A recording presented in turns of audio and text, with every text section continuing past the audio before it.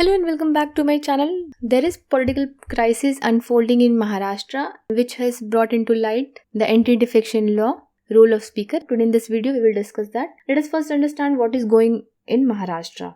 2019 general elections, there was coalition of BJP and Shiv Sena, pre-poll coalition.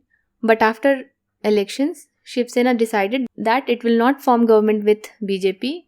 Fadnavis had to resign and Uddhav Thackeray became the leader of the coalition party, Mahavikas Aghadi. In this coalition, there were parties like Nationalist Congress Party, Indian National Congress, Bahujan Vikas Aghadi, some independents and some smaller parties. This Mahavikas Aghadi had 172 MLAs. The strength of Maharashtra Legislative Assembly is 288. BJP won 106 seats. It could not prove majority on the floor test and Uddhav Thackeray became Chief Minister.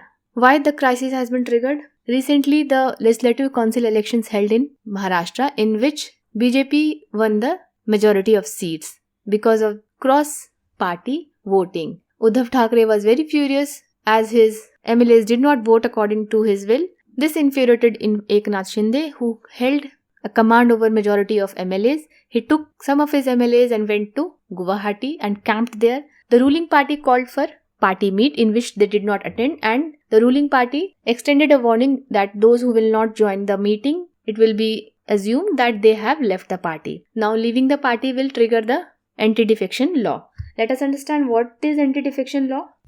It was added in the constitution through 52nd constitutional amendment. Under 10th schedule of the constitution in 1985, there was so much horse trading going on. To stop that, this law was introduced. Article 102 clause 2 deals with the disqualification of MPs due to defection, and Article 191 disqualification of MLAs. There are two main paragraphs in this. Paragraph 2 which deals with the disqualification and paragraph 4 which deals with exceptions to disqualifications. How are MPs and MLAs disqualified? 3-4 conditions are there. First, when they give up their party membership on which they have won the election. If they vote or abstain from voting in that house contrary to the directions of their political party, means they go against the whip of the political party, para 2 1b. If the independent member joins any political party after the election, and if a nominated member joins any political party after the expiry of 6 months. So nominated member gets 6 months of time to join any political party. Independent member cannot join any political party, else they will be disqualified under anti-defection law. Until a few years ago, resigning from house was considered as resigning from the party, and which gave rise to disqualification. However, in 2019 judgment related to Karnataka Assembly, Supreme Court said that resigning from house will not be considered as the member wishes to resign from the party also, so it will not trigger disqualification under anti-defection law. However, if the speaker decides to disqualify an MLA because of any other reason, because of misconduct or something, then resigning from the house will not save that member. So this judgment was given in 2019 by the Supreme Court. So speaker is the main authority here who disqualifies an MLA or MP under anti-defection law. When there is a vote of no confidence and if a member votes against the government, it also triggers disqualification under para 2. Now there are exceptions also. In paragraph 4, there were 2 exceptions, splits and mergers. Until 2003, this exception of split was there. However, it was changed because it was misused lots of time. If in a party 1/3 of members decides to leave the party, then it will not trigger disqualification under anti-defection. However, through constitutional amendment, this exception was removed. Now only exception of merger is there. If 2/3 members of the party decide to merge with some other party, then it will not trigger disqualification. And any legislator who chooses to join the merged party or refuses to join the merged party and stays out as a separate group cannot be disqualified. So both the factions who are joining and who are not joining will not be disqualified. How the anti-defection law can be triggered in Maharashtra? Eknath Shinde, who is saying that they are the true Shiv Sena and they have decided that they will not resign. In this way, they will avoid the anti-defection law.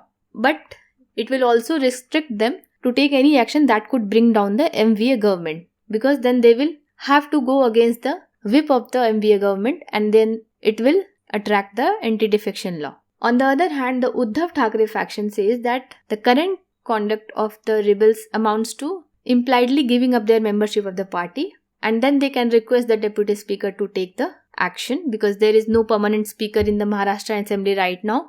Deputy speaker is from the NCP. Deputy speaker can take decision and disqualify the MLAs from Shinde faction. However, this can be challenged in the court. If all the rebel MLAs are disqualified, then the strength of house will fall down to 253. And if they are disqualified, MVA will not be able to cobble the majority together. If the rebel MLAs, so in the absence of resignations, anti-defection law is only likely to be triggered if there is a floor test or vote of no confidence in the Uddhav Thackeray government. If the rebels do not vote for the MVA government, then they would be directly in the teeth of paragraph 2(1)(b) and would likely face disqualification by the deputy speaker. If the election commission gives the recognition to Sindesh faction, then they will avoid disqualification, but that takes time.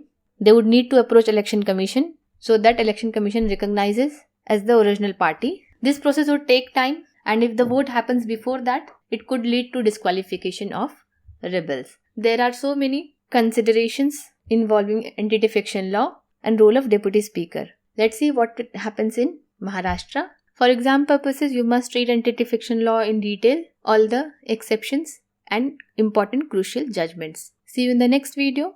And if you are new here, do subscribe. Thanks for watching. Have a nice day.